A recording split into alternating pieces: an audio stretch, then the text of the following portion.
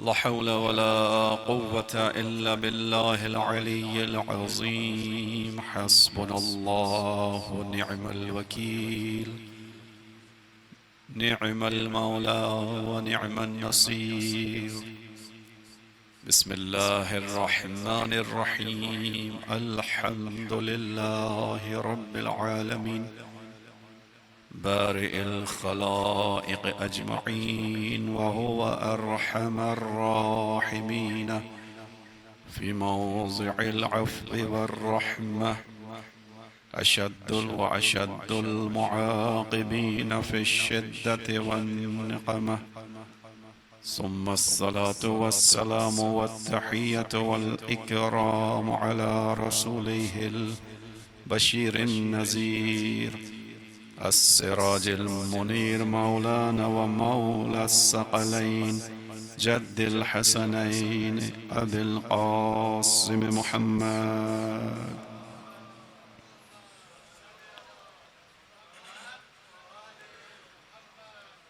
وعلى أهل بيته الطيبين الطاهرين المعصومين المظلومين، الذين أذهب الله عنهم الرجس وطهرهم تطهيرا.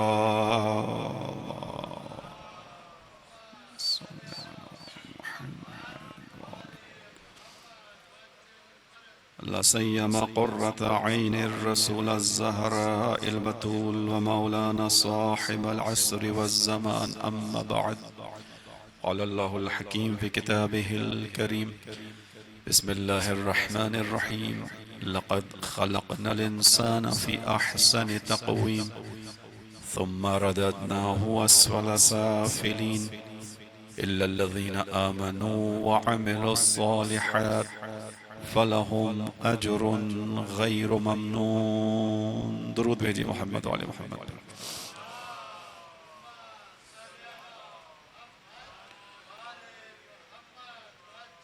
عزیزان محترم، سورہ مبارکہ 3 کی آیات 4 سے 6 تک ہمارا سرنامہ کلام ہے، جس میں خداوند عالم نے انسانوں کے بارے میں یعنی ہمارے بارے میں بیان کیا. کل آپ کے سامنے اس طرح سے گفتگو کو رکھا کہ انسان کا تذکرہ ہے، الانسان، جو انسان ہے اس کے بارے میں خدا بیان کر رہا ہے. تو اس اعتبار سے اس آیت نے ہمارے بارے میں بھی بیان کیا. لقد خلقنا الانسان فی احسن تقویم، بے شک ہم نے ہر انسان کو بہترین صورت میں، بہترین فارم میں، بہترین اسٹیچر میں خلق کیا ہے. یعنی بہترین اس کی خلقت ہے، اس کے اندر کوئی نقص، کمی، کوتاہی نہیں. اس پر کل تفصیلی بیان ہو چکا. ثم رددناہ اسفل سافلین، پھر اسی انسان کو نچلے درجات تک جانے کے لیے چھوڑ بھی دیا ہے. الا الذین آمنوا، سوائے ان کے جو ایمان لے کر آئے، وعملوا الصالحات، اور اس ایمان کے سائے میں درست اعمال انجام دیے، صالح عمل انجام دیے. فلہم اجر غیر ممنون، ان کے لیے ہی وہ اجر ہے جس کا سلسلہ رکنے والا نہیں ہے. بس ہمارے اعتبار سے خداوند عالم نے ہمیں اور آپ کو بہترین خلق کیا، لیکن اس کے ساتھ ایک ہوشدار دی، ایک کوشن دی خداوند عالم نے ہر انسان کو، یعنی مجھے اور آپ کو. میں نے کل بھی عرض کیا تھا کہ جہاں کہیں بھی انسان کا تذکرہ ہے، ہم نے یہی سوچ کر پڑھنا ہے قرآن کریم کہ ہماری بات ہو رہی ہے، کیونکہ ہم سب انسانیت کے دائرے میں آتے ہیں. اور چھٹے امام نے یہ بیان کیا کہ جہاں کہیں مومنوں کا تذکرہ آئے تو اس آیت کو یہ سوچ کر پڑھو کہ خداوند عالم تمہارے بارے میں بیان کر رہا ہے. قرآن کو تاریخ کا ایک چیپٹر سمجھ کر، تاریخ کی کتاب سمجھ کے نہ پڑھو کہ 1400 سال پہلے ایک مضمون تھا، قرآن عربی کے اندر نازل ہوا اور اس وقت کے لوگوں کے لیے تھا. نہیں، اس وقت کے لوگوں نے تو رسول اللہ کی حیات میں اس سے استفادہ کیا، سیکھا. اور کل میں نے بیان کیا جو بے زر تھے وہ اسی قرآن کی تعلیمات کے نتیجے میں ابو ذر بن گئے تھے. لہذا سیکھنے کا عمل مستقل جاری ہے. میرے اور آپ کا بھی یہی کتاب ہدایت کی کتاب ہے. لہذا خداوند عالم نے کہا کہ ہم نے تمہیں بنایا بہترین ہے، اب تمہارے پاس اختیار ہے، تم اپنی اس بہترین خلقت پر باقی رہو یا تم چاہو تو اپنی اس بہترین خلقت کو چھوڑ کر نزول کا راستہ اختیار کر لو، جس کو خدا نے کہا اسفلا سافلین. دونوں راستے تمہارے پاس ہیں. خداوند عالم کے نظام میں، جو خداوند عالم نے اس کائنات کا نظام بنایا ہے، اس کے اندر خدا نے زبردستی نہیں رکھی ہے. خداوند عالم نے انسان کا امتیاز دوسری مخلوقات کے اوپر دیا ہی ارادے اور انتخاب کی وجہ سے. اور جہاں انتخاب ہوتا ہے وہیں پر علم پیچھے پیچھے ہوتا ہے، کیونکہ انتخاب علی علم ہوتا ہے. علم نہ ہو، معرفت نہ ہو، پہچان نہ ہو تو پھر انتخاب کیسا؟ انتخاب ہوگا وہیں کہ جہاں انسان کو اچھے اور برے کی تمیز ہوگی. آپ بازار میں جائیں، کوئی چیز لینے جائیں، اگر آپ کو چیزوں کی پہچان ہی نہ ہو تو کوئی نہیں کہہ سکتا آپ سے کہ آپ نے اپنے لیے اچھی چیز کا انتخاب نہیں کیا، آپ نے اپنے لیے بری چیز کا انتخاب کیا، چونکہ پہچان ہی نہیں ہے، علم ہی نہیں ہے. لیکن اگر علم ہوگا، پہچان ہوگی، تو پھر کوئی آپ سے کہے گا کہ آپ نے جو پیسے خرچ کیے اس سے ہی اچھا سودا کر کے نہیں آئے ہو، آپ غلط چیز خرید کے لے آئے، سستی چیز خرید کے لے آئے. انتخاب جب ہمارے سامنے آ گیا تو اس کا مطلب ہے ہمیں علم ہے. یہ علم خداوند عالم نے ہمارے اندر رکھا، اور اس اندرونی علم کی تقویت کے لیے خدا نے باہر سے انبیاء کے سلسلے کو جاری کیا. انبیاء جو باہر سے آئے، انبیاء نے آ کر ہمارے اس اندر کے وجدان کو بیدار کیا ہے، جس کی طرف سورہ ضحیٰ میں ارشاد فرمایا وَنَفْسٍ وَمَا سَوَّاهَا فَأَلْهَمَهَا فُجُورَهَا وَتَقْوَاهَا. ہم نے اس انسان کو بنایا، مکمل بنایا، اور اس مکمل بنانے کے بعد فَأَلْهَمَهَا ہم نے اس انسان کے نفس کو الہام کیا ہے. فُجُورَهَا وَتَقْوَاهَا کس چیز کا الہام؟ فجور یعنی بری باتوں کا، غلط چیزوں کا، وہ بھی الہام ہے، یعنی اس کو پتہ ہے، اس کے اندر سے آواز آتی ہے. وَتَقْوَاهَا اور اس کو نیکی، اچھائی اور تقوی کی بھی الہام موجود ہے. دوبارہ کہہ رہا ہوں، یہ کس کے بارے میں خدا بیان کر رہا ہے؟ ایکس وائی زیڈ کے بارے میں بیان نہیں کر رہا، میرے اور آپ کے بارے میں بیان کر رہا ہے. ہم میں سے ہر انسان، اس کا مطلب ہے خدا کی بنائی ہوئی جو خلقت ہیں، ہم خداوند عالم کی اس خصوصیت کے ساتھ زندگی گزار رہے ہیں. بس میں اور آپ قیامت میں اسی لیے اپنے کیے کے جواب دہ ہیں، چونکہ خداوند عالم نے ہمیں بناتے ہوئے ہی ہمارے اندر اچھے اور برے کی پہچان کو رکھا ہے. اس اچھے اور برے کی پہچان کے لیے خدا نے باہر سے انبیاء کو مددگار بنا کر بھیجا، لیکن یہ فیصلہ انسان نے کرنا ہے کہ آیا لقد خلقنا الانسان فی احسن تقویم، اپنی احسن تقویم پر باقی رہتا ہے یا اسفل سافلین کی طرف جاتا ہے. یہ راستہ خدا زبردستی ہاتھ پکڑ کر طے نہیں کروائے گا. خدا اس کام کے لیے انبیاء بھیج دے گا، ہدایت دے گا، پیغام کر دلوا دے گا، اور اپنے نبی کو کہہ دے گا کہ وما علیک الا البلاغ، اے میرے حبیب آپ کا کام فقط لوگوں تک پیغام پہنچانا ہے، لوگوں کو تبلیغ کرنا ہے، لوگوں تک سیدھے راستے کی خبر پہنچانی ہے. وما علیک الا البلاغ وما انت علیہم بوکیل، آپ ان کے ذمہ دار نہیں ہیں، یہ عمل کرے نہ کرے آپ کی ذمہ داری نہیں ہے. آپ پیغام پہنچائیں. جس کے اندر کا وجدان زندہ ہوگا وہ آپ کی بات کو مانے گا، چاہے اس نے آپ کو نہ دیکھا ہو. جیسے آج کے دور کا انسان، جیسے رسول اللہ کے دور میں اویس قرنی، رسول اللہ سے کبھی ملاقات نہیں ہوئی، لیکن رسول اللہ کی باتوں کو سن کر اس پر ایمان لے کر آئے، کیونکہ اندر کی جو خصوصیت تھی فَأَلْهَمَهَا فُجُورَهَا وَتَقْوَاهَا وہ زندہ تھا. لہذا جیسے ہی رسول کا پیغام ملا جو کتاب ہدایت کا پیغام ہے، اندر کے تقوی نے کام کیا، اس پیغام کو کیچ کر لیا. یعنی اندر ریسیور لگا ہوا ہے. بچوں کے لیے بیان کروں، جیسے ڈش ہوتی تھی پہلے زمانے میں، اب تو ختم ہو گئی ساری چیزیں، تو ڈش اوپر چھت پہ لگتی تھی، اس کا ریسیور ٹی وی کے پاس ہوتا تھا. ایسے ہی ہے، ریسیور کا کام اوپر وہاں پہ ریز آتی تھی، اس کو ریسیور کیچ کر کے ٹی وی پہ منتقل کرتا تھا. ہمارے اندر خدا نے ایک ریسیور لگایا ہوا ہے. فَأَلْهَمَهَا فُجُورَهَا وَتَقْوَاهَا ہم سب اچھی باتوں کو کیچ کرنے کی صلاحیت رکھتے ہیں، مگر جس نے اپنی اس خصوصیت کو زندہ رکھا ہو. اب ایسے قرنی نے زندہ رکھا، نہیں دیکھا کبھی رسول اللہ کو، زندگی میں کبھی نہیں ملاقات ہوئی رسول اللہ سے، مگر ایمان لے کر آیا. اور جس کے اندر کا وجدان مر گیا، وہ رسول اللہ کے اپنے گھر میں موجود، ان کا اپنا چچا موجود ہے ابو جہل کے نام سے، وہ ایمان لے کر نہیں آیا. خداوند عالم نے قرآن میں کہا تبت یدا ابی لہب، ساتھ ہے، ہمسایہ ہے، رشتہ دار ہے، لیکن اس کے اندر وہ صلاحیت ختم ہو گئی. یہ اچھے و برے کی صلاحیت کو مار چکا. توجہ کیجئے گا، ہمارے اور آپ کی جو زندگی کا سفر ہے وہ اسی زندگی کا سفر یہی ہے کہ ہم آیا احسن خلقت پر باقی رہتے ہیں یا خدا نخواستہ اسفل سافلین کی طرف چلے جاتے ہیں. خداوند عالم نے ضمانت کسی کی بھی نہیں لی ہوئی. خداوند عالم نے گارنٹی عمل کے بغیر کسی کی بھی نہیں لی. اس کو ذہن میں رکھیے گا. میں نے کل آپ کے سامنے کہا تھا کہ عقائد پر حملہ ہے، بچوں کے عقائد پر حملہ، جوانوں کے عقائد پر حملہ ہے. کچھ باتیں انشاءاللہ کھلیں گے اب روزانہ. عقیدہ بہت اہم ہے، عقیدہ بنیاد ہے. عقیدہ درست نہ ہو اور انسان عمل کرتا چلا جائے، اس کے عمل کی کوئی حیثیت خدا کی بارگاہ میں نہیں ہے. اپنی طرف سے بیان نہیں کر رہا، رسول اللہ صلی اللہ علیہ وآلہ وسلم نے بیان کیا.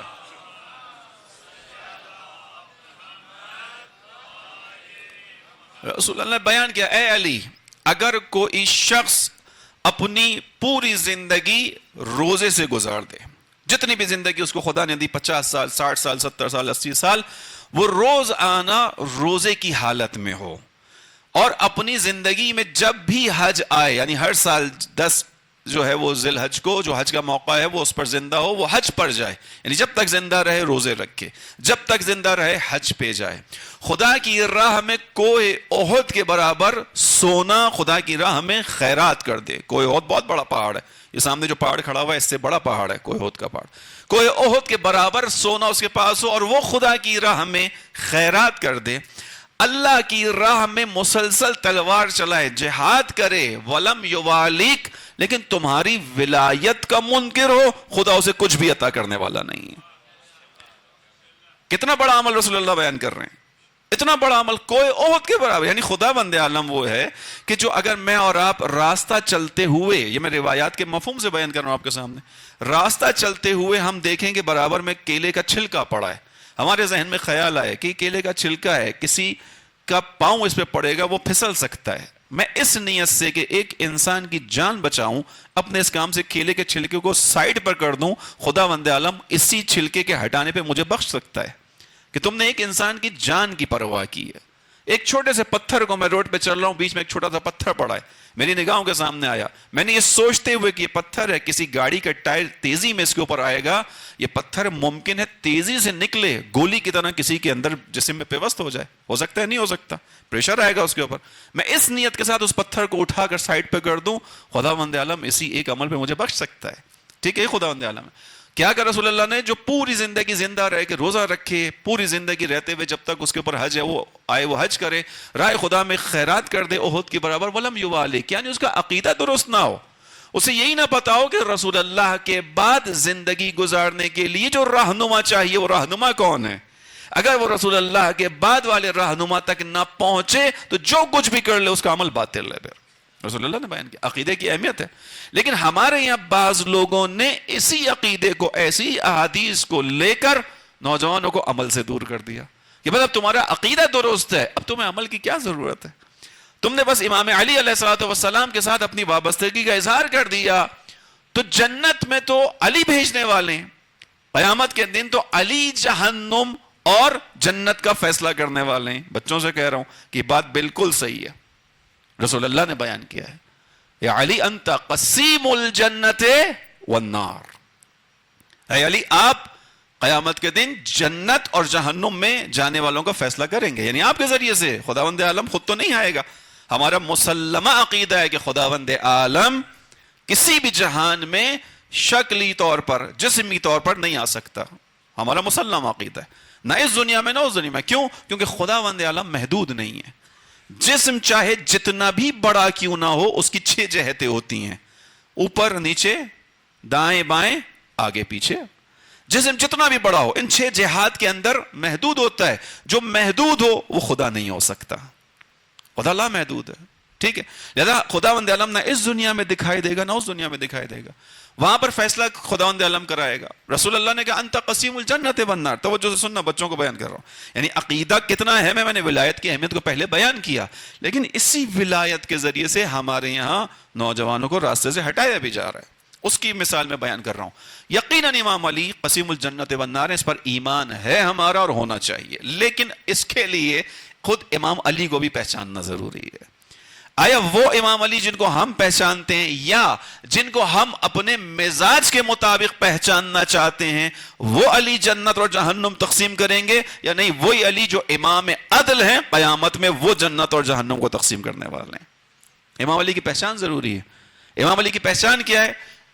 جنت اور جہنم کو تقسیم کریں گے کس معیار پر؟ جو خدا کا عدل کا معیار ہے۔ ان امام علی علیہ السلام کی زندگی میں یہاں دیکھو، بچوں کو مخاطب کر کے کہہ رہا ہوں، یہاں امام علی علیہ السلام حاکم بن گئے، ظاہری طور پر 4 سال کی حکومت امام علی کے ہاتھ میں آئی، اس دوران حکومت امام علی علیہ السلام کا اپنا بھائی عقیل، سگا بھائی، سگا خون، امام علی کا بھائی آتا ہے امام علی کے پاس، کس وقت کہ جب امام علی حاکم ہیں، مدینہ، مکہ، طائف، حجاز، مصر، یہ تمام سرزمین امام علی کے ہاتھ میں، امام علی کے پاس اختیارات ہیں، وسائل ہیں، سب کچھ ہے۔ توجہ سے سنیے گا اس بات کو، حاکم ہے، آ کر عقیل بیٹھتے ہیں امام علی کے پاس، گفتگو ہوتی ہے، اور اس کے بعد امام علی علیہ السلام کہتے ہیں علی مجھے جو گندم آپ کے پاس انبار میں پڑی ہے، گودام میں پڑی ہے، اس میں سے مجھے کچھ اضافی گندم دے دیجئے، سب کا بیت المال میں سے حصہ جا چکا، عقیل کو بھی مل چکا۔ امام علی سے اس نے کہا مجھے تھوڑی سی گندم چاہیے، اضافی گندم چاہیے، زیادہ چاہیے، میرے بچے زیادہ ہیں۔ امام علی کا قصہ سنا ہوا ہے، کیا کیا امام علی نے؟ اپنے سامنے پڑی ہوئی ایک لوہے کی سلاخ کو اٹھایا، اسے آگ میں دہکایا، جب وہ سرخ ہو گئی تو عقیل کی چہرے کے نزدیک کر دیا۔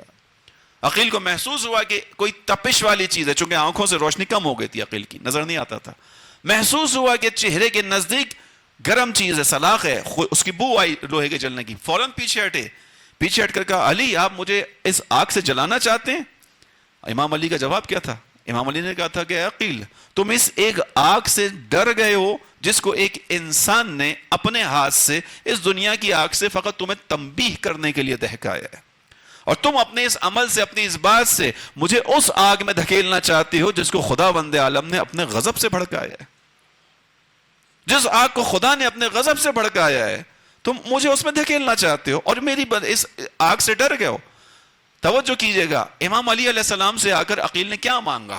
عہدہ مانگا تھا، وزارت مانگی تھی، پیسے مانگے تھے، تجارت مانگی تھی، کیا مانگا تھا؟ چند مٹھی گندم۔ لیکن امام علی علیہ السلام امام عدل ہیں، امام عادل ہیں، ہر کسی کو اس کا حق دے چکے، اب کسی کو حق نہیں ہے کہ علی سے اضافہ سوال کر سکے۔ توجہ کیا آپ نے؟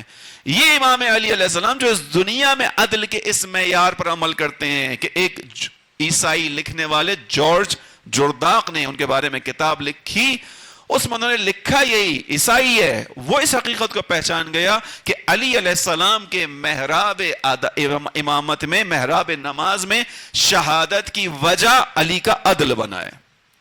علی اگر عدل سے کام نہ لیتے، جیسے پیچھے چل رہا تھا، 25 سال کی ایک تاریخ گزر گئی رسول اللہ کے بعد، امام علیہ السلام کے ہاتھ میں 25 سال بعد حکومت آئی، اب جیسے وہ 25 سال والوں نے چلایا علی بھی ویسے ہی چلا لیتے تو مسئلہ نہیں تھا، پھر کوئی علی کو نہیں مارتا۔ لیکن امام علی علیہ السلام نے پہلے دن ہی یہ کہا تھا کہ دیکھو اس سواری کو لے جاؤ، مجھے اپنا حاکم نہ بناؤ۔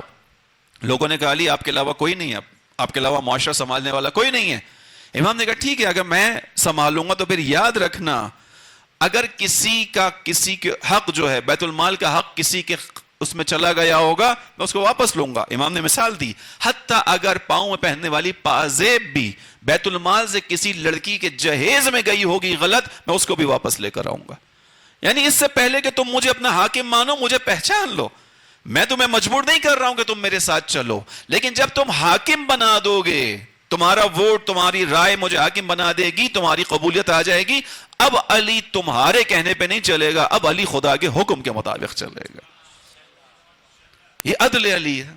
اور علی اب اس چیز کو سمجھ کر علی قسیم الجنت والنار ہیں، یقیناً ہے، باحق ایسا ہی ہے، لیکن کس بنیاد پر جنت اور جہنم کو تقسیم کریں گے؟ رشتہ داریوں کی بنیاد پر نہیں، رشتہ داری کی بنیاد پر علی نے گندم نہیں دی اضافی، رشتہ داری کی بنیاد پر نہیں، جو خدا کا بنایا ہوا معیار ہے اس معیار پر علی قسیم الجنت والنار ہیں، اس معیار پر، اس معیار کے اوپر۔ پھر وہ معیار کیا ہے اس کو بھی ایک امام سے سمجھ لیں، جنت تک پہنچنے کا، شفاعت ائمہ تک پہنچنے کا معیار بھی ائمہ ہی دیں گے، نہ میں دے سکتا ہوں، نہ کوئی عالم دے سکتا ہے، نہ کوئی خطیب دے سکتا ہے، نہ کوئی ذاکر دے سکتا ہے۔ شفاعت کس کا حق ہے؟ ائمہ علیہم السلام کا۔ تو اس شفاعت کا معیار دینے کا سزاوار کون ہے، میں یا امام؟ کون ہے اس کا معیار؟ کون بتائے گا کہ ہم کس معیار پر شفاعت کریں گے؟ امام بتائیں گے، میری مرضی کے مطابق تو نہیں ہے۔ چھٹے امام نے معیار دیا، چھٹے امام کا وقت ہے، آخری وقت ہے، امام کے اوپر غشی آ رہی ہے، امام آنکھیں کھولتے ہیں، آنکھیں کھولنے کے بعد جو نزدیک کھڑا ہوتا ہے اسے کہتے ہیں جتنے بھی قریب عزیز رشتہ دار ہیں سب کو بلا لو جلدی، آخری وقت ہے میرا، میں اس دنیا سے جا رہا ہوں۔ سارے لوگوں کو بلایا جاتا ہے۔ اب توجہ کیجئے گا، آپ اس کو اپنی زندگی میں تھوڑا سوچیے، اپلائی کیجئے اپنے اوپر، کہ خدا نہ کرے خدا آپ سب کو زندگی عطا فرمائے، لیکن بہرحال ہم میں سے کسی کو محسوس ہو جائے کہ ابھی یہ میری آخری سانسیں چل رہی ہیں، میں اگلے 5 منٹ بعد اس دنیا میں نہیں رہوں گا، تو میں اپنی زندگی کی جو اہم ترین بات ہوگی اس کو بتانے کے لیے لوگوں کو نزدیک بلاؤں گا۔ ایسا ہی ہے نا، میں اس وقت جب میرے جانے کا وقت ہے، 5 منٹ رہ گئے میرے پاس، 6 منٹ رہ گئے، مجھے محسوس ہو رہا ہے بس اب سانس جا رہی ہے، تو میں کسی کو لطیفہ سنانے کے لیے تو نہیں بلاؤں گا، میں کسی کو کم اہمیت بات بتانے کے لیے تو نہیں بلاؤں گا، میں اس سے یہ پوچھنے کے لیے تو نہیں بلاؤں گا تم نے آج کیا کھایا کیا نہیں کھایا. ایسا ہی ہے نا، جو میری زندگی کی اہم بات ہوگی، یعنی جس پر مجھے یہ اطمینان ہوگا کہ یہ بات اگر میں نے یہاں منتقل نہیں کی تو نقصان ہوگا ان لوگوں کا، یا جاتے جاتے میں یہ بات، یہ امانت ان کو دے کے جاؤں. امام صادق نے بھی ایسا ہی کیا، بلایا، سارے لوگ جمع ہو گئے، عزیز رشتہ دار جمع ہو گئے. جب جمع ہو گئے امام نے اپنی آنکھوں کو کھولا اور کہا ایک بات کو یاد رکھنا، لا ینالو شفاعتنا من استخف بصلاتہ، جان لو اس بات کو کہ جس کسی نے بھی اپنی نماز کو کم اہمیت سمجھا اس کو ہم اہل بیت کی شفاعت نہیں ملے گی. توجہ کیا آپ نے؟ معیار شفاعت کون کرے گا؟ ائمہ. ہم انہیں ائمہ کو ہی شفیع بناتے ہیں. دعائے توسل اس کے جملوں میں کیا پڑھتے ہیں؟ ہر امام کا نام لیتے ہیں، اور امام کا نام لینے کے بعد آخری جملہ کیا ہوتا ہے؟ یا وجیہن عند اللہ اشفع لنا عند اللہ، اے خدا کے نزدیک صاحب بلند ہستی مرتبہ ہستی، اشفع لنا عند اللہ، آپ خدا کے حضور ہماری شفاعت کر دیجئے، ہماری حاجت ہے، ہماری اس حاجت کو خدا تک پہنچوا دیجئے، آپ وسیلہ ہے ہمارا. اب ائمہ شفاعت کریں گے. معیار شفاعت خود امام نے دی ہے.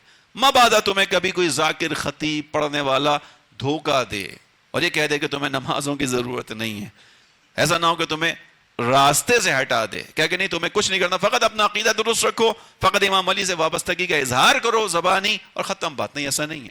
میں نے پہلے ہی ولایت کی حدیث پہلے سنائی ہے کہ اس کے بغیر تو کچھ قبول نہیں ہے، لیکن اس کا ایک راستہ ہے. راستہ ولایت کا مطلب بھی عملی راستہ ہے. بس اس کے ساتھ زندگی آگے. اختیار ہمارے پاس ہے، ہم نے اپنی احسن خلقت پر باقی رہنا ہے یا خدا نخواستہ ہم اسفل سافلین تک جائیں گے. خدا یہ زبردستی راستہ طے نہیں کروائے گا. درود پڑھی محمد والے محمد.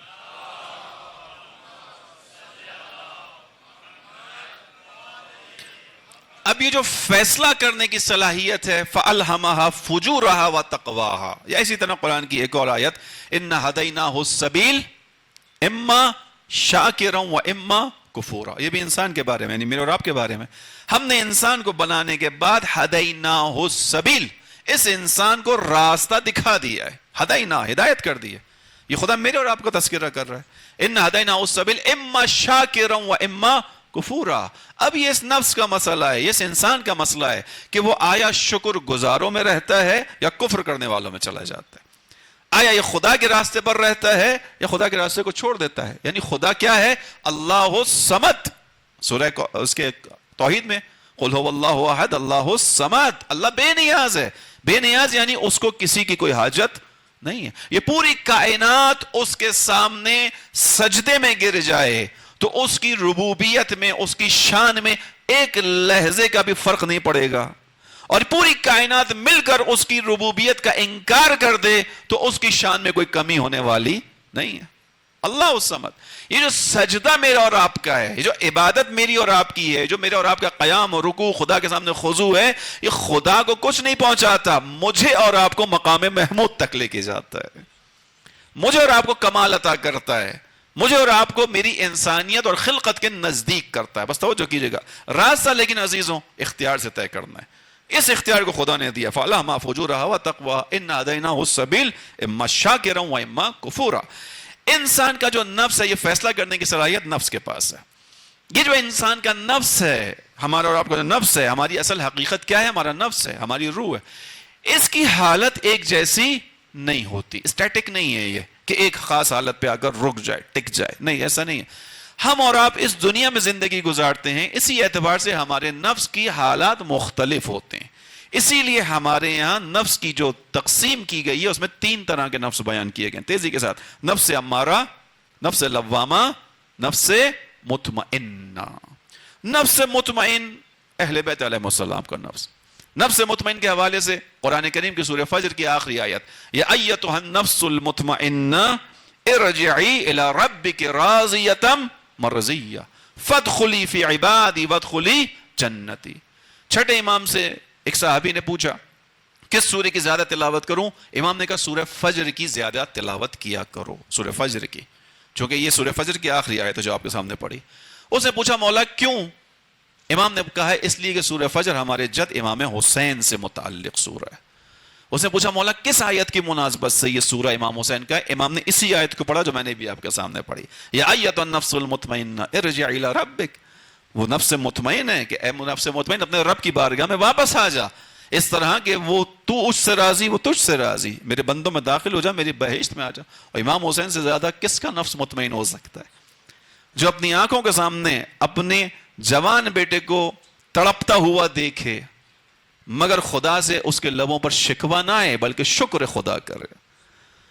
کس کا نفس مطمئن ہو سکتا ہے امام حسین سے زیادہ کہ جن کے ہاتھوں پہ 6 مہینے کا بچہ قربان ہو جائے اور وہ اس جگہ پر خدا بند عالم سے شکوے کی جگہ کہیں ہون علی انہ بعین اللہ، میرے لیے اس مرحلے کو گزارنا آسان ہے چونکہ خدا دیکھ رہا ہے. نفس سے مطمئن ہے. وہ امام حسین ہے کہ جن کے پاس کائنات کا اختیار ہے. ہم شیعوں کا مسلمہ عقیدہ ہے کہ خدا بند عالم کائنات کو حجت خدا کے ذریعے چلاتا ہے. کل میں نے توسل کی آپ کے سامنے چھوٹی سی مثالیں دے دی تھی، توسل کو ذہن میں رکھیے گا. خدا علی کل شیء قدیر ہے لیکن کاموں کو ذریعے سے کرتا ہے. خدا لولا الحجہ لساخت الارض باہلہا، خدا کی حجت نہ ہو زمین کا نظام تباہ و برباد ہو جائے گا. امام حسین اپنے زمانے میں حجت خدا ہیں. حجت خدا یعنی ان کا اختیار کائنات پر ہے. امام حسین کے لیے پانی بڑا مسئلہ نہیں ہے کوئی، لیکن چونکہ امام حسین علیہ السلام خدا کی حجت ہیں، ہم انسانوں کے لیے رہنما ہیں جو ظواہر ہیں اس پر عمل کرتے ہیں. امام حسین کی مثال میں بعد میں دوں گا، امام علی کی مثال پہ چلا جاؤں. جناب فضہ جو امام علی علیہ السلام کے گھر میں تھیں، کنیز تھیں، امام علی علیہ السلام کے گھر میں رہتی تھیں. ان کے پاس ایک ہنر تھا، حبشہ سے ان کا تعلق تھا، ایک ہنر تھا. انتہائی برگزیدہ شخصیت ہے جناب فضہ کی. علم ان کا، کلام ان کا قرآن کریم سے ہوتا تھا، سوال جواب قرآن کریم سے ہوتے تھے ان کے. جناب سیدہ کی خادمہ تھیں، کوئی معمولی ہستی تھوڑی ہے جناب سیدہ کی خادمہ ہونا. لیکن امام علی علیہ السلام کے گھر میں فقر ہوتا تھا، فاقے ہوتے تھے. توجہ سے سنیے گا ان باتوں کو. ہمارے اندر ان تمام چیزوں کے اندر بڑے پیغامات ہیں. ظاہر وقت اتنا نہیں ہوتا کہ ہر چیز کو کھول کے بیان کیا جائے، تذکرہ ہوتا ہے فقط بعض چیزوں کا. کس کے گھر میں فقر ہوتا تھا؟ جو مولا کائنات ہے، جو مولا کائنات ہے. یہ جو جملہ ہم کہتے ہیں مولا کائنات، یہ محبت کے اندر فقط نہیں کہتے، یہ حقیقت ہے. وہ مولا کائنات کیونکہ جس کو خدا اتنا اختیار دے کہ جو ڈوبے ہوئے سورج کو اشارہ کر کے پلٹا دے، وہ مولا کائنات ہوا کرتا ہے. درود پڑھیے سب مل کے محمد علیہ.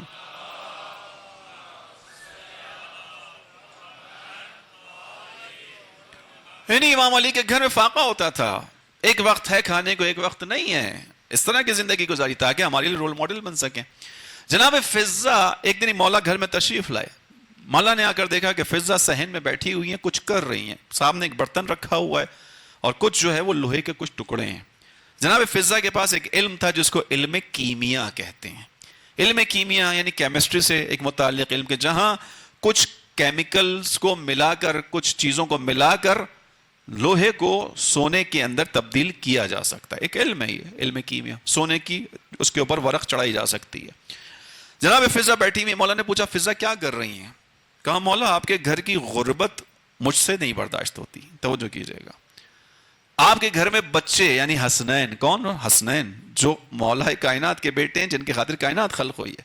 حدیث قصہ میں ہم جن کے بارے میں پڑھتے ہیں کہ اگر یہ 5 نہ ہوتے تو نہ ستارہ ہوتا، نہ سیارہ ہوتا، نہ دریا ہوتا، نہ پہاڑ ہوتا، نہ جنگل ہوتا، کچھ بھی نہ ہوتا. جو کچھ ہے ان کی محبت میں جو اس چادر کے نیچے ہیں، وہی حسنین اس چادر کے نیچے موجود ہیں. انہی حسنین کی موجودگی کا تذکرہ ہے. جناب فضہ کہتے ہیں مولا آپ کے گھر کی غربت نہیں برداشت ہوتی. حسنین کبھی کھاتے ہیں، کبھی کھانے کو ہوتا ہے، کبھی نہیں ہوتا.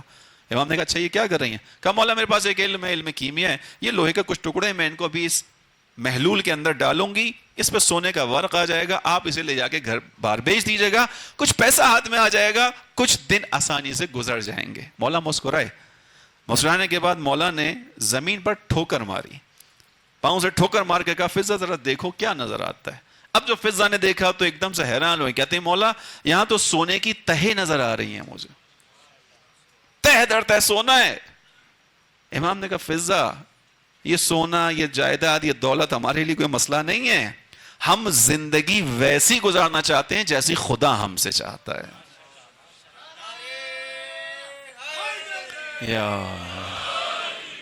یعنی فضہ اپنے لحاظ سے بڑا کام کر رہی تھی کہ لوہے کو سونے میں بدل رہی تھی. مولا نے کہا میری قدموں میں فضہ میرے اشاروں پر ہے، لیکن ہم جیسی خدا چاہتا ہے ویسے ہی گزارنا چاہتے ہیں.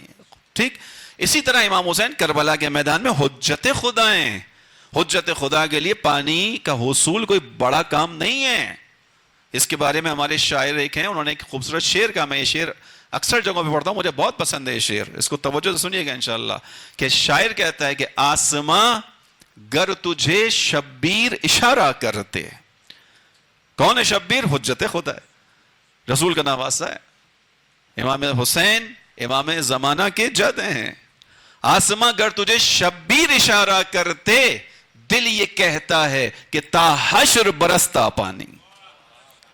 فقط حسین نے ایک دفعہ کہنا تھا آسمان سے کہ پانی چاہیے، حشر تک آسمان بارش برساتا رہتا، حکم امام تھا. ایڑیاں اپنی زمیں پر جو رگڑتے اصغر، ایڑیاں اپنی زمیں پر جو رگڑتے اصغر، کربلا تیرے سنبھالے نہ سنبھلتا پانی.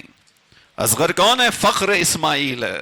اسماعیل نے اپنی ایڑیوں کو رگڑا، آج تک وہاں سے پانی آتا ہے. لیکن امام حجت خدا ہے، امام ظواہر پر عمل کر رہا ہے. توجہ کیجئے گا.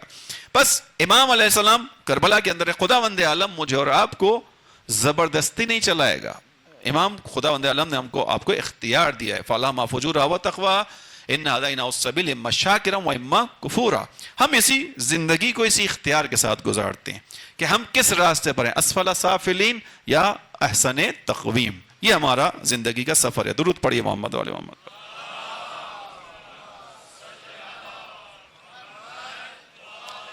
اسی کے اندر میں بیان کر رہا تھا کہ یہ کیفیت کیسے آئے گی، یہ فیصلہ کیسے ہوگا. نفس سے فیصلہ ہوتا ہے. نفس تین حالتوں میں، نفس مطمئن، لوامہ اور امارہ. مطمئن امام حسین علیہ السلام، ٹھیک ہے، امام حسین کا نفس ہے. ائمہ علیہ السلام کا نفس ہے. میں اور آپ اس درجے میں شاید نہ پہنچ پائیں. راستہ بند نہیں کر رہا چونکہ خداوند عالم نے بند نہیں کیا، لیکن بہرحال معیار اتنا اونچا سیٹ ہوا ہے کہ نفس مطمئنہ یعنی حسین. تو کون ہے جو حسین تک پہنچ پائے گا؟ ہم اور آپ نفس امارہ اور نفس لوامہ میں زندگی گزارتے. امارہ برائی کی طرف ابھارنے والا.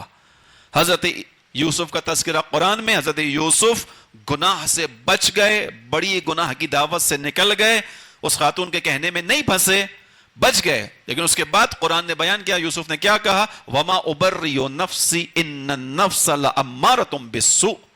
میں اپنے نفس کی بڑائی بیان نہیں کرتا. 13ویں پارے کی پہلی آیت، 13ویں پارے کی پہلی آیت سورہ یوسف کا حصہ ہے. وَمَا أُبَرِّئُ نَفْسِي، میں اپنے نفس کی بڑائی بیان نہیں کرتا. إِنَّ النَّفْسَ لَأَمَّارَةٌ بِالسُّوءِ، بے شک نفس کا کام تو برائیوں پر ابھارنا ہے. إِلَّا مَا رَحِمَ رَبِّي، سوائے اس کے کہ خداوند عالم رحم کھائے. انسان خدا سے پناہ مانگے کہ مجھے گناہوں سے محفوظ رکھے تو خدا اس کو بچا لے. یہ امارہ ہے. دوسرا نفس لوامہ. جب انسان کوئی برا کام کر دے، غلط کام ہو جائے، انسان سے کوئی کوتاہی ہو جائے، اندر سے اس کو ایک آواز آتی ہے، میں نے یہ غلط کیا ہے، مجھے یہ کام نہیں کرنا چاہیے تھا، مجھے اس گناہ کو انجام نہیں دینا چاہیے تھا. عزیزوں، یہ بھی خدا کی ایک نعمت ہے کہ انسان کے پاس نفس لوامہ باقی بچے. بعض اوقات انسان اس مرحلے تک پہنچ جاتا ہے کہ انسان کا نفس لوامہ دب جاتا ہے. تو پھر اب کون سا نفس باقی بچتا ہے؟ فقط امارہ باقی بچتا ہے. انسان جب شروع میں جو قاتل ہوتے ہیں، پیشہ ور قاتل ہوتے ہیں، جا کے ان کی اس کو پڑھیے، کیفیات کو پڑھیے، اسٹڈی کیجئے، چیزوں کو دیکھیں. جوانوں سے مخصوصاً کہہ رہا ہوں، جا کے سائیکولوجی میں دیکھو، پڑھو کہ جو قاتل ہوتا ہے، پیشہ ور قاتل، ان کے انٹرویوز ہوتے ہیں، ان سے پوچھو، ان سے پوچھا جاتا ہے، انہوں نے اپنی کیفیتوں کو بیان کیا ہوتا ہے کہ جب ہم نے پہلی مرتبہ ہاتھ میں اسلحہ پکڑا ہوتا ہے اور پہلی مرتبہ ہم کسی انسان کو مار کے آتے ہیں تو کئی راتیں سو نہیں پاتے. ہر قاتل کا یہ تقریباً انٹرویو موجود ہوگا جس کے انٹرویو ہوئے. ہمیں پہلی رات، دوسری رات نیند نہیں آتی کیونکہ ہم نے ایک انسان کو اپنے ہاتھوں سے مارا ہوتا ہے. نفس ہے، اندر موجود ہے. اب اندر سے اس کو ملامت ہوتی ہے. لوامہ ملامت کرنے والا، یہ کیا کیا؟ ایک جیتے جاتے انسان کی زندگی کو چھین لیا. اندر سے ملامت ہے. لیکن پھر پیشہ ور ہے، اس کو پیسہ چاہیے، ایک کو مارنے کے بعد دوسرے کا پیسہ ملتا ہے، دوسرے کے بعد تیسرے کے لیے. آہستہ آہستہ یہ اس جگہ تک پہنچ جاتا ہے کہ پھر اندر سے ملامت ہونا بند ہو جاتی ہے. پھر یہ ایک دن میں ایک آدمی کو مار کے 4 راتیں نہیں سویا تھا، اس جگہ تک پہنچ جاتا ہے کہ ایک دن میں 40 افراد کو بھی مار دیتا ہے، اس کو کوئی فرق نہیں پڑتا. ادھر انسان کو مارتا ہے، ادھر جا کے بیٹھ کے ٹیبل پہ بیٹھ کے ناشتہ کر رہا ہوتا ہے، پرواہ نہیں ہوتی. کیوں؟ کیونکہ ملامت کرنے والا نفس ختم ہو گیا. اب کون سا باقی بچا؟ امارہ باقی بچا ہے. بعض دفعہ انسان یہاں گرتا ہے، اندر کی ملامت ختم. یزید فقط ایک نفس رکھتا ہے اپنے اندر، کون سا؟ امارہ. نفس لوامہ نہیں ہے اس کے پاس. مطمئنہ کا تو کوئی تذکرہ ہی نہیں ہے، وہ نجاست ہے. نجاست کا مطمئنہ سے کیا تعلق ہے؟ اس کے پاس فقط ایک نفس ہے امارہ کا. اسی لیے ہر ظلم اس نے کروانے کے لیے حکم نامہ جاری کیا. اس کے باوجود بھی اس کو کوئی ملامت نہیں تھی، بلکہ اپنے آپ کو تعریف کرتے ہوئے کہتا تھا کربلا کے واقعے کے بعد کہ کاش میرے بدر و احد کے بزرگ کافر زندہ ہوتے تو میری تعریف کرتے کہ شاباش یزید تو نے وہ کام کیا جو کوئی نہیں کر پایا. فقط امارہ ہے اس کے پاس. توجہ کیجئے گا، یہ جو ہماری زندگی کا فیصلہ ہے کہ ہم جو اختیار کرتے ہیں اپنے نفس کی اس حالت سے کرتے ہیں، اس کو سمجھیے گا. یہ جو نفس کی حالت ہے یہ ہم سے فیصلے کرواتی ہے. کبھی یہ امارہ کی طرف جاتی ہے، برا فیصلہ کرتے ہیں ہم. جب یہ لوامہ کی طرف ہوتی ہے ہم اچھے فیصلے کرنے میں کامیاب ہوتے ہیں. ٹھیک ہے، یہ اندرونی کیفیت ہے. تھوڑا سا فلسفیانہ ہو رہی ہے بات، لیکن یہ میں آپ کو نفس کے بارے میں، جو میرا اور آپ کا نفس ہے اس کے بارے میں بتا رہا ہوں. ہمیں پتا ہو کہ ہم فیصلے کیسے کرتے ہیں. یہ جو ہماری اندرونی طاقت ہے جس کو ہم انگیزہ کہتے ہیں، موٹیویشنز کہتے ہیں، یہ فیصلے کرواتے ہیں. بظاہر ایک ہی میدان کے میں دو واقعے آپ کے سامنے بیان کرتا ہوں، دو الگ الگ حصے، اس سے یہ بات آسان ہو جائے گی.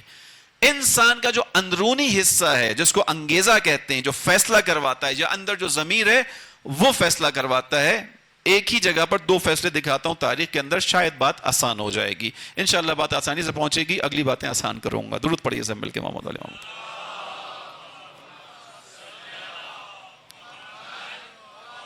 جنگ احد کا میدان ہے. جنگ احد کے میدان میں آئیے تیزی کے ساتھ میرے ساتھ چلیں. جنگ احد کا میدان ہے، مسلمانوں کا لشکر ہے، احد کی لڑائی ہو رہی ہے. اسی احد کی لڑائی کے اندر ایک مرتبہ ایک آواز بلند ہوتی ہے، مات محمد، محمد مارے گئے، رسول اللہ مارے گئے. اب جیسے ہی یہ آواز آتی ہے تو ایک بڑا حصہ مسلمانوں کا، سمجھیں 95% کا حصہ، شاید اس سے زیادہ بڑا حصہ، جنگ سے ہاتھ کھینچ کر بھاگنا شروع کرتا ہے، جس کے بارے میں قرآن میں بیان کیا گیا. وما محمد الا رسول، محمد سوائے رسول کے کیا ہیں؟ اگر افئمات او قتلا انقلبتم علی عقبی، اگر وہ مارا گیا یا قتل ہو گیا تو کیا تم اپنے پاؤں پر پلٹ جاؤ گے؟ یعنی محمد رسول تھے، تم رسول کے ساتھ خدا کے دین کی خاطر آئے تھے، تو اگر رسول مارا بھی گیا تو خدا کا دین تو باقی ہے، خدا تو باقی ہے. تمہیں تو اپنی لڑائی لڑنی چاہیے تھی، جاری رکھنی چاہیے تھی. تم لڑائی سے پیچھے کیوں ہٹے؟ خدا نے تنبیہ کی کہ اگر محمد مارے بھی گئے تو کیا ہوا؟ خوب یہ اعلان ہو گیا. مسلمانوں کے لوگوں نے رسول اللہ کا ساتھ چھوڑ دیا، چلے گئے چھوڑ کے. فقط چند لوگ، 4 سے 5 لوگ رسول اللہ کے ساتھ باقی بچے، جن میں امام علی علیہ السلام تھے، رسول اللہ کے محافظ. اس جنگ احد میں امام علی علیہ السلام نے رسول اللہ کی حفاظت کرتے ہوئے اپنے جسم پر 70 زخم کھائے تھے. 70 زخم. اور زخموں کی کیفیت یہ تھی کہ جو جب رسول اللہ جنگ ختم ہو گئی اور امام علی کے ساتھ بیٹھنے والے جو خواتین اس وقت جو ہے وہ مرہم پٹی کرتی تھیں، ان کی آنکھوں میں آنسو تھے. وہ رسول اللہ کو انہوں نے بتایا، اور رسول اللہ نے جب دیکھا امام علی کے زخموں کو، رسول اللہ رو پڑے تھے. بعض زخم اتنے گہرے تھے کہ ادھر سے اگر تیر گھسا یا نیزہ گھسا تھا پیچھے سے نکلا تھا، یعنی جسم کے اندر باقاعدہ سوراخ بن گیا تھا. ایسے زخم تھے. 70 زخم امام علی نے کھائے تھے. اب 2 کردار آپ کو سمجھانا چاہ رہا ہوں. یہ 2 کردار کس لیے رکھ رہا ہوں کہ فیصلہ کون کرتا ہے؟ اندر کا جو موٹیویشن، انگیزہ ہوتا ہے. اس کو سمجھانے کے لیے مثال دے رہا ہوں، انشاءاللہ خدا کرے گا مدد ہوگی میری، میں بات کو سمجھا پاؤں گا. انگیزہ کیا ہے؟ عمل کے پیچھے انگیزہ ہوتا ہے، وہ انگیزہ فیصلہ کرواتا ہے. مجھے اور آپ کو اپنی زندگی میں اس انگیزے کو سمجھنا ہے کہ میرے اور آپ کے کسی کام کے پیچھے انگیزہ کیا ہے. سمجھیے گا، جو لوگ بھاگے ان کے ذہن میں بھی ایک فکر تھی، ایک سوچ تھی. کیوں بھاگے رسول اللہ کو چھوڑ کر؟ اس لیے کہ انہوں نے یہ کہا کہ اب جب کہ اللہ کا رسول باقی نہیں بچا تو لڑکے کیا کریں. انگیزہ کیا ہے بھاگنے کا؟ میدان جنگ میں آئے تھے، بھاگے. کیوں بھاگے؟ انگیزہ کیا تھا؟ یعنی نفس نے کیا چیز ان کے سامنے رکھی کہ اب جب اللہ کا رسول نہیں رہا اب لڑ کر کیا کریں. امام علی جو نہیں بھاگے، رسول کے ساتھ رہے، رسول کی خاطر اپنی جان کو انہوں نے قربان کرنے کے لیے آخری حد تک لے گئے. اور امام علی کے ساتھ 3-4 افراد، یہ کیوں نہیں گئے؟ ان کا انگیزہ کیا تھا؟ پہلے والوں کا انگیزہ دوبارہ دوہرا رہا ہوں. کیوں نہیں بھاگے؟ انگیزہ کیا تھا؟ جب رسول نہ رہے تو لڑ کے کیا کریں گے، لڑ کر کیا کریں. امام علی ان کے ساتھ رہ جانے والوں کا انگیزہ کیا تھا؟ جب رسول نہ بچے تو ہم جی کر کیا کریں گے.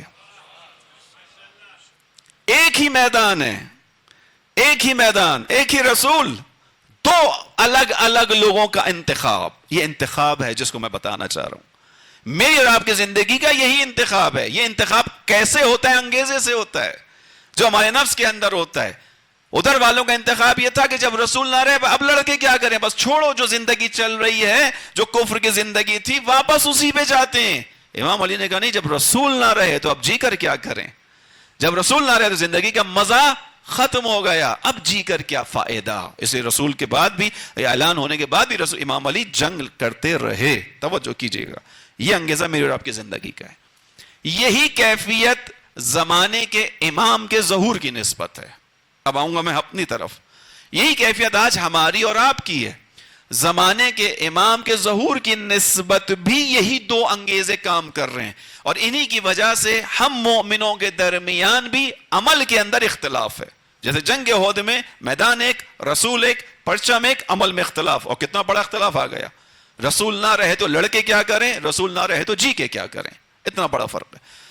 دوران غیبت کبریٰ امام عصر کے حوالے سے بھی یہی دو انگیزے پائے جاتے ہیں، اور انہی کے تحت میں اور آپ زندگی گزاریں. فیصلہ آپ کیجئے کہ آپ نے کس انگیزے کو پکڑنا ہے، اس کے تحت اپنی زندگی کو آگے بڑھانا ہے.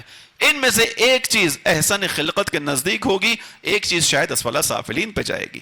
میں یہاں تو ابھی نہیں کہہ رہا، لیکن جنگ احد میں تو کہہ سکتا ہوں نا، جو رسول کو چھوڑ کر گیا وہ احسن خلقت پہ تو نہیں ہوگا، اسفل سافلین کا حصہ ہوگا.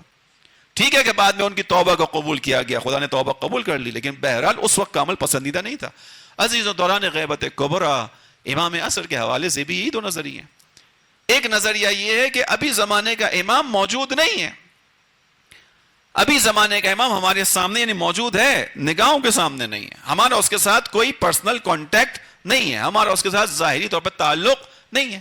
لہذا جب یہ زمانے کا امام نگاہوں کے سامنے موجود نہیں ہے تو جیسی زندگی ابھی گزر رہی ہے، جیسی گزارنی ہے گزارو.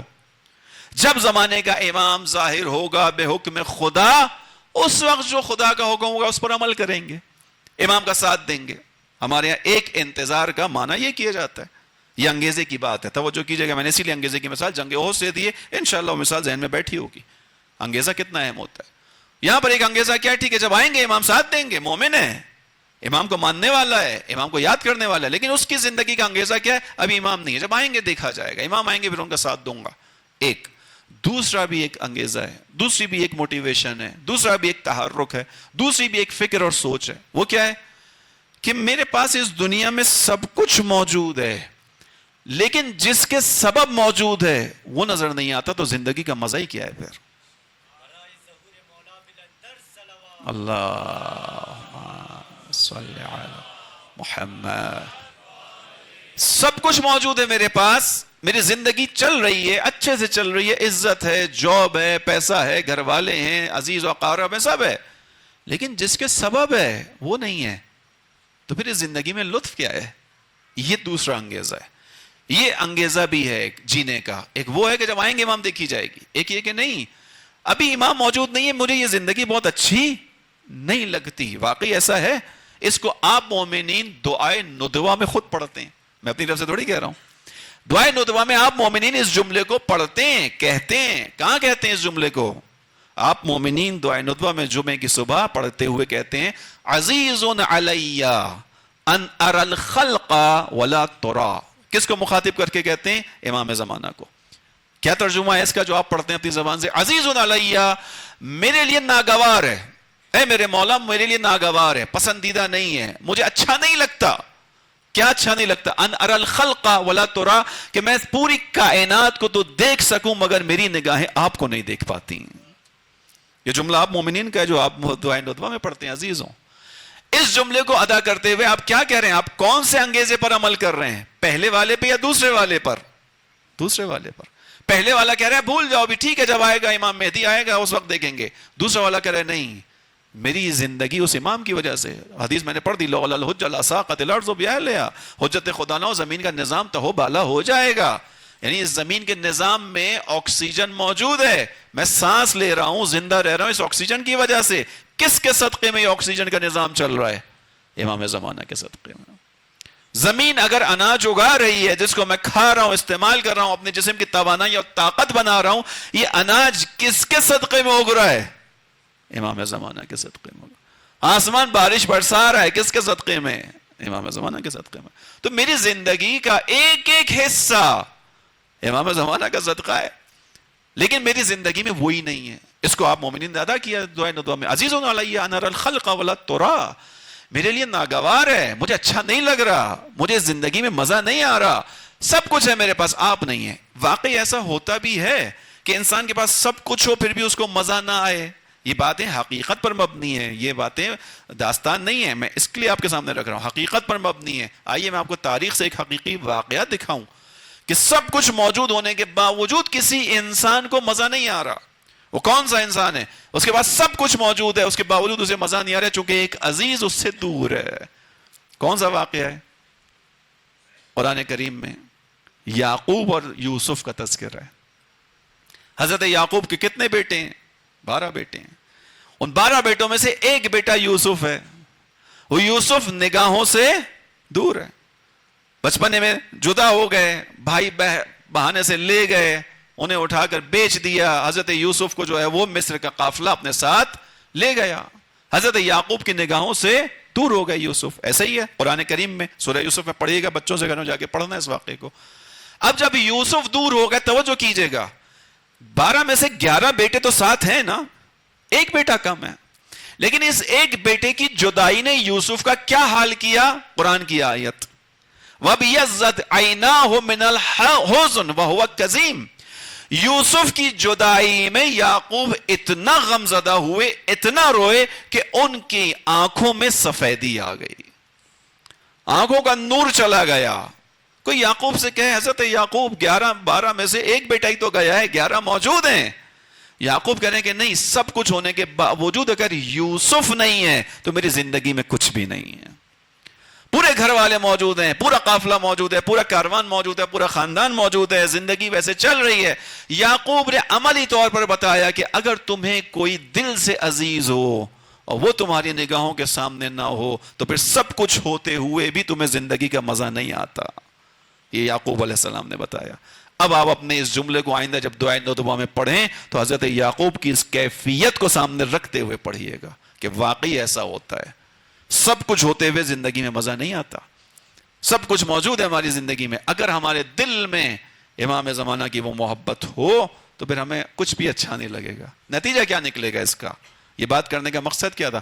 پھر میں اور آپ کوشش کریں گے کہ کسی طرح ایسے حالات ہوں، اس طرح کے حالات ہو جائیں، اگر ہمیں کوئی کردار ادا کرنا ہے تو پھر ہم وہ کردار ادا کریں کہ جس سے امام زمانہ کی یہ غیبت کا سلسلہ ختم ہو جائے. یہ وہ جگہ بنے گی کہ جہاں میں اور آپ اپنے کندھے پر ذمہ داری اٹھانے کے لیے آگے بڑھیں گے. پھر یہ انتظار رسول اللہ کی اس حدیث میں سمجھ میں آئے گا، افضل اعمال امتی انتظار الفرج، میری امت کا سب سے بہترین عمل انتظار فرج ہے. کیوں؟ کیونکہ پھر آپ زمانے کے امام کی یاد میں اپنے کاموں کو انجام دیں گے. بس توجہ کیجئے گا عزیزوں، زندگی ایک ہی ہے. آپ کے گھر میں ممکن ہے میرے گھر میں میرا بھائی ہو، وہ دوسرے انگیزے کے تحت زندگی گزار رہا ہوں، میں پہلے والے انگیزے پر ہوں. میں اس پر ہوں کہ جب آئیں گے امام دیکھوں گا، اور میرا بھائی ممکن ہے ایسے گزار رہا ہو کہ نہیں، کوشش کرتا ہوں، اپنے آپ کو سنوارتا ہوں. اس نے قرآن کریم میں پڑھا، قرآن کریم کی آیات اس کے ذہن میں ہوں کہ ہم نے تو زبور میں لکھا ہے وَلَقَدْ كَتَبْنَا فِي الزُّبُورِ مِن بَعْدِ الذِّكْرِ أَنَّ الْأَرْضَ يَرِثُهَا عِبَادِيَ الصَّالِحُونَ. ہم نے لکھا ہوا ہے، طے کیا ہوا ہے کہ اس زمین کا وارث صالحین کو بنائیں گے. تو پھر اس آیت کے تحت پھر ممکن ہے ایک مومن اپنے آپ کو صالح بنانے کی کوشش کرے کہ اگر زمانے کے امام کے ظاہر ہونے کا ذریعہ نیک لوگوں کی تعداد میں اضافہ ہے، آج سے میں اپنے آپ کو نیک بنانے کی کوشش کرتا ہوں. عزیز علی ان ارى الخلق ولا ترى، میرے لیے ناگوار ہے کہ میں سب کچھ دیکھوں، آپ کو نہ دیکھ پاؤں. بس عزیزوں، زحمت تمام کی آج کی میں نے آپ کی. یہ اختیار ہے، خدا زبردستی کام نہیں لیتا. امام علی علیہ السلام اگر خدا نے زبردستی ائمہ علیہ السلام کے ساتھ کسی کو کھڑا کرنا ہوتا، خدا امام علی کے ساتھ کھڑا کرتا. لوگوں کو نہیں کیا خدا نے. امام علی کے ساتھ لوگ نہیں آئے. امام علی علیہ السلام 25 سال بیٹھے. ایسا ہی ہے، خدا چاہتا دیگر ائمہ کے ساتھ کھڑا کرتا. خدا کی سنت ہی یہ نہیں ہے. خدا موقع دے گا، خدا راستہ دے گا، خدا ہدایت دے گا، خدا شعور دے گا، خدا فکر دے گا. آج کے دور میں جوانوں سے مخصوصاً کہہ رہا ہوں، آج کے دور میں تو ہمارے لیے چیزیں بہت واضح ہو چکی ہیں، بہت واضح ہو چکی ہیں. آج کے دور میں تو ہم اپنی آنکھوں سے دیکھ رہے ہیں کہ جن علاقوں کے نوجوانوں نے زمانے کے امام کے ظہور کے لیے کوشش کرنا شروع کی، انہوں نے اپنی جگہ کے اپنے علاقے کی تشیع کو اوپر پہنچا دیا ہے. ان کے علاقوں میں تشیع ایک طاقت بن گئی ہے. حزب اللہ لبنان کی مثال لے لیجئے، آج سے 40-45 سال پیچھے جائیے، نوجوانوں کو تاکید کروں گا پڑھو لبنان کی نامی کتاب مصطفیٰ چمران کی. 45 سال پہلے انقلاب جب آیا اس کے شروع کے زمانے میں لبنان کے شیعہ تیسرے درجے کے شیعہ ہوتے تھے. کیٹیگریز ہوتی نا ممالک میں. ابھی یہاں ہمارے بہت سارے نوجوانوں کو شوق ہے وہ یہاں کی زندگیاں چھوڑ کے باہر کی زندگی میں جائیں. کوئی فن لینڈ جا رہا ہے، کوئی سوئٹزرلینڈ جا رہا ہے، کوئی آسٹریلیا جا رہا ہے، وہاں جا کر دوسرے تیسرے درجے کے شہری بن کے زندگی گزارتے ہیں. یہاں خداوند عالم نے آپ کو ایک عزت دی ہے. مشکلات ہیں، اس پہ کل بات ہو پائے گی. اب مشکلات تو ہیں، خدا نے تو طے کیا ہے اس دنیا میں آزمائش کے لیے بھیجا ہے. اس دنیا کو خدا نے آرام کے لیے بنایا ہی نہیں ہے. اگر اس دنیا کو خدا نے آرام کے لیے بنایا ہوتا تو اس دنیا میں آرام انہیں ملتا جن کی خاطر یہ دنیا خلق ہوئی ہے. میری اور آپ کی خاطر تھوڑی خلق ہوئی ہے. میں اور آپ خود کسی کی خاطر خلق ہوئے. یہ خود دنیا کس کی خاطر خلق ہوئی؟ لولا کا لما خلقت الافلاک. اے میرے حبیب، اے میرے محمد، اگر آپ کو بنانا منظور نہ ہوتا اس دنیا کو خلق نہ کرتا. حضرت رسول کی خاطر یہ دنیا خلق ہوئی. اور رسول اللہ کہتے ہیں جتنی اذیتیں میں نے خدا کی راہ میں اٹھائی ہیں اتنی کسی نبی نے بھی نہیں اٹھائی ہیں. یہ رسول اللہ بیان کر رہے ہیں. جس کی خاطر یہ کائنات خلق ہوئی وہ کہتا ہے سب سے زیادہ اذیتیں میں نے اٹھائی ہیں. یہیں سے پیغام ملتا ہے. امام علی علیہ السلام نے نہج البلاغہ کے خطبے میں لوگوں کو مخاطب کر کے کہا دیکھو اس دنیا کو پہچانو، یہ دنیا دار ابتلا ہے، آزمائش ہے، امتحان ہے. اس دنیا کے اندر زیادہ پیسہ ہونا، مالدار ہونا خدا کے محبوب ہونے کی دلیل نہیں ہے. اگر ایسا ہوتا تو خداوند عالم اپنی آخری نبی کو سب سے زیادہ مالدار بناتا. لیکن وہ یتیم عبداللہ تھے، اپنا مال بھی نہیں تھا. تجارت شروع کی تو خدیجہ کا مال لے کر شروع کی. ایسا ہی ہے یعنی تاریخ کے اندر. خداوند عالم، اب امام علی کہتے ہیں اگر تم یہ سمجھتے ہو کہ مال دنیا کسی عظمت کی نشانی ہے تو کیا نعوذ باللہ من ذالک خداوند عالم نے اپنے حبیب کو مال نہ دے کر اس کی توہین کی ہے؟ یا خدا نے پیغام دیا کہ مال دنیا کی کوئی حیثیت نہیں ہے، اصل مرتبہ کچھ اور ہے. بس توجہ کیجئے گا عزیزان من، یہ ہمارا اور آپ کا مرحلہ ہے. خداوند عالم نے ہمیں اور آپ کو اسی آزمائش کے لیے خلق کیا. ہم اسی آزمائش کے لیے اس دنیا میں انتخاب ہم نے اور آپ نے کرنا ہے. آسانی نہیں ہے. آخری جملہ جو میں نے ابھی آپ کے سامنے بیان کیا، دنیا میں دوسری جگہوں پہ حزب اللہ تیسرے درجے کے شہری تھے. کلیریکل جاب بھی نہیں ملتی تھی.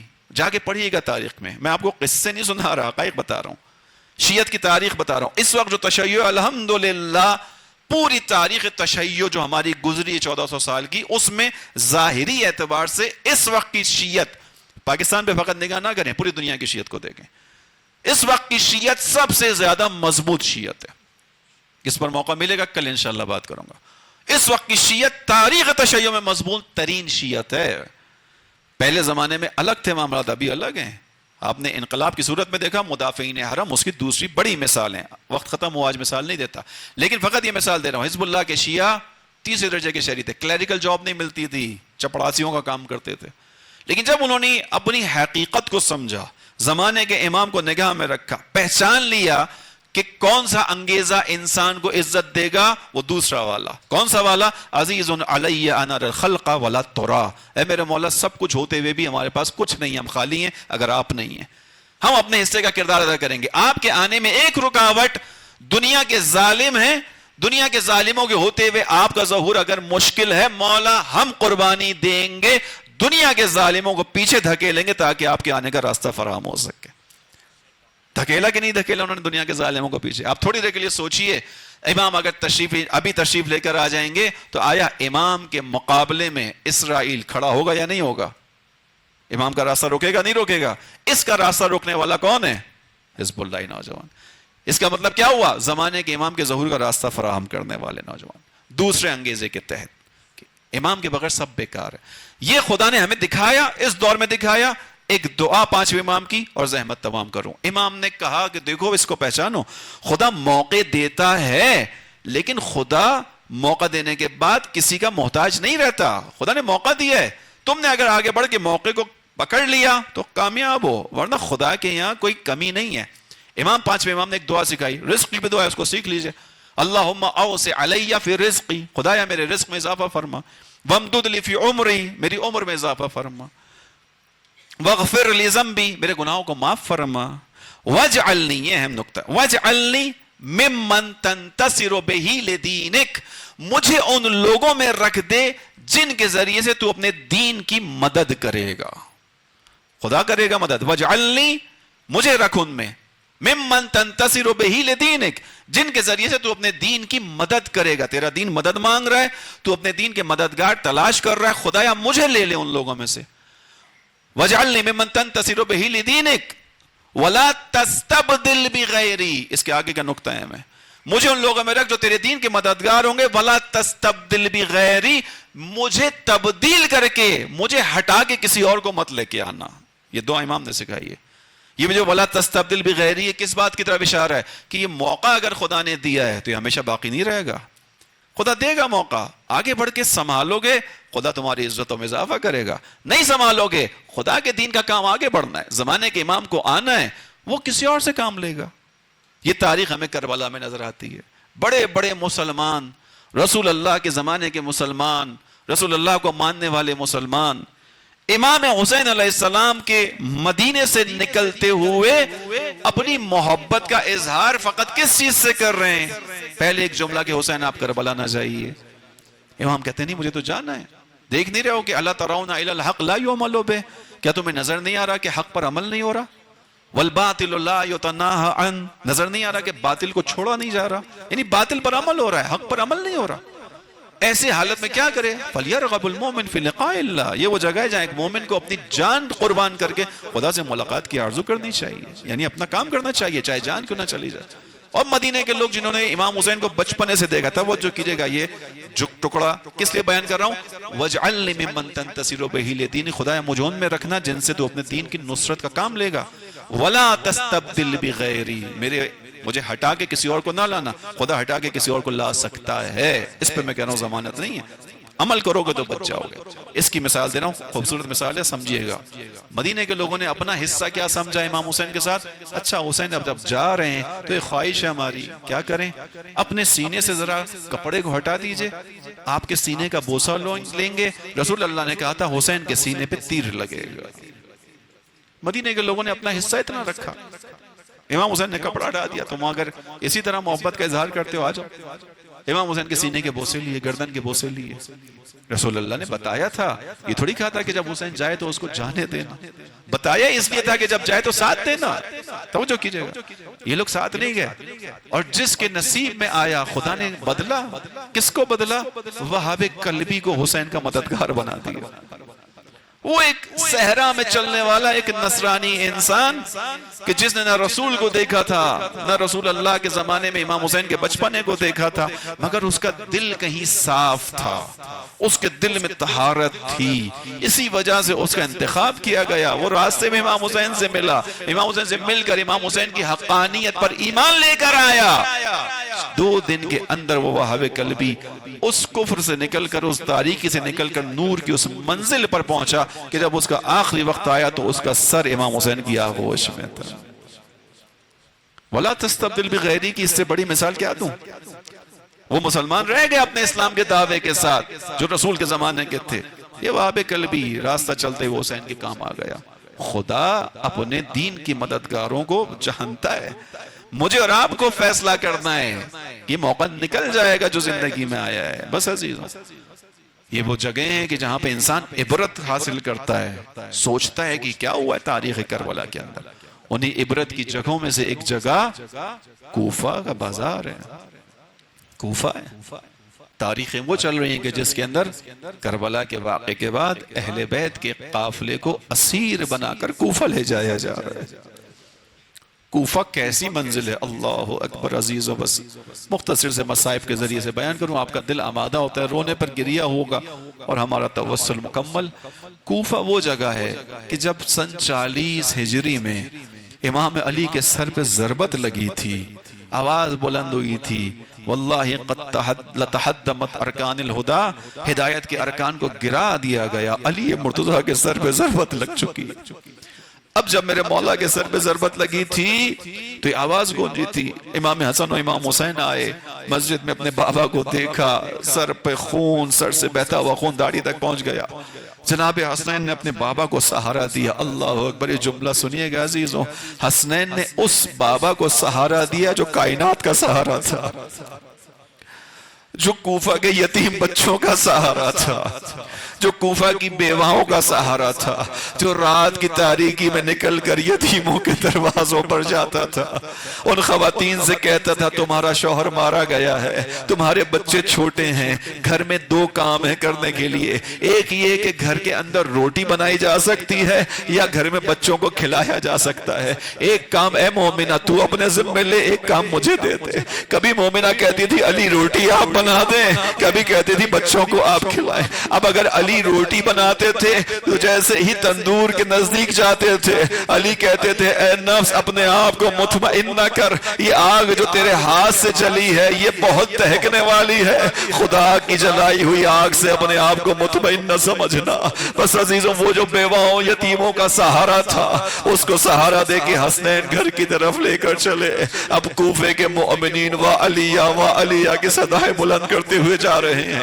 اب جو گھر کے نزدیک پہنچے, میرے مولا نے کہا بیٹا حسن رکو, بیٹا حسن ٹھہر جاؤ. میرا مولا رک گیا, کہا بابا کیا بات ہے؟ امام علی نے کہا بیٹا آنے والوں سے کہو واپس چلے جائیں, آنے والوں سے کہو بس اتنا ساتھ کافی ہے, میں نہیں چاہتا یہ گھر تک میرے ساتھ آئے. میرے مولا کے چاہنے والوں نے کہا مولا ہم آپ کے غم گزار ہیں, ہم آپ کے غم خوار ہیں, اس کیفیت میں آپ کا ساتھ دینے کے لیے آئے ہیں. میرے مولا نے کہا مجھے معلوم ہے, لیکن دیکھو میرے سر پہ ضربت لگی ہے, میرے چہرے پر خون ہے, میری داڑھی میرے چہرے کے خون سے خضاب ہو گئی ہے. ارے بیٹیوں کا دل بڑا نازک ہوتا ہے. اب جو مجھے زینب اس حال میں دیکھے گی, میری زینب کی فریاد بلند ہوگی, ارے علی کی غیرت برداشت نہیں کرے گی. زینب کی آواز نامحرموں کے کانوں میں آئے, تمہارا شکریہ واپس چلے جاؤ. اللہ اکبر. بس آپ نے گریہ کیا, سمجھ گئے عزیزو یہ 40 ہجری کا کوفہ تھا, آنے والے علی کے چاہنے والے تھے, علی کے غم میں شریک تھے, مگر میرے مولا کو برداشت نہ ہوا. زینب کی آواز نہ محرموں کے کانوں تک پہنچے. میں ہاتھوں کو جوڑ کے کہوں میرے مولا 61 ہجری کے کوفہ میں تشریف لے کر آئیے. ارے یہاں بھی ایک علی ہے جو سواریوں کے آگے آگے چل رہا ہے, مگر اس کے ہاتھوں میں ہتھکڑیاں, پاؤں میں بیڑیاں, گلے میں خاردار طوق پڑا ہے. ارے اس بوجھ سے اس کا سر نہیں جھکا, مگر وہ سر جھکا کے چل رہا ہے, کیونکہ ساتھ چلنے والی زینب ہے, تو اس کے سر پہ فدا نہیں.